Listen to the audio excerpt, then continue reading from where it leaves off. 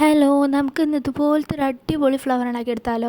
അതിന് വേണ്ടിയിട്ട് ഫസ്റ്റ് നമ്മളൊരു A4 ഷീറ്റ് എടുത്തിട്ട് ഇതേപോലെ കട്ട് ചെയ്ത് കൊടുക്കാം. അപ്പോൾ നമുക്ക് ഇതേപോലത്തെ കുറേ പീസസ് കിട്ടും.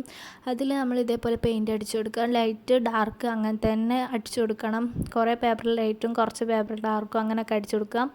എന്നിട്ട് ഒരു പേപ്പറിൽ ഗ്രീൻ കളറും അടിച്ചു കൊടുക്കുക. പിന്നെ ഇതേപോലൊരു പേപ്പർ ഗ്ലാസ് എടുത്തിട്ട് അതിൻ്റെ സെൻറ്ററിൽ നിന്ന് താഴെ കുറച്ച് താഴെയായിട്ട് കട്ട് ചെയ്ത് കൊടുക്കുക. പിന്നെ അതിൽ നല്ല രീതിക്ക് വൈറ്റ് കളർ അടിച്ചു കൊടുക്കുക. ഞാൻ അടിച്ചത് അത്ര ഫിനിഷിങ്ങിലല്ല കിട്ടിയത്. അപ്പോൾ ഇങ്ങനെ അടിച്ചു കൊടുത്തതിന് ശേഷം പിന്നെ ഈ ഒരു പേപ്പർ നമ്മൾ നേരത്തെ ഉണ്ടാക്കി വെച്ച പേപ്പർ എടുത്തിട്ട് ഈ വീഡിയോയിൽ കാണുന്ന പോലെ കട്ട് ചെയ്ത് കൊടുക്കുക. അപ്പോൾ ഇതേപോലെ കിട്ടുക. അങ്ങനെ എല്ലാതും ചെയ്തെടുക്കുക. ആ ഗ്രീനും ചെയ്തെടുക്കണം. പിന്നെ ഇതേപോലെ മടക്കി കഴിഞ്ഞാൽ നല്ല അടിപൊളി ഒരു ഫ്ലവർ റെഡി ആയിട്ട് കിട്ടും.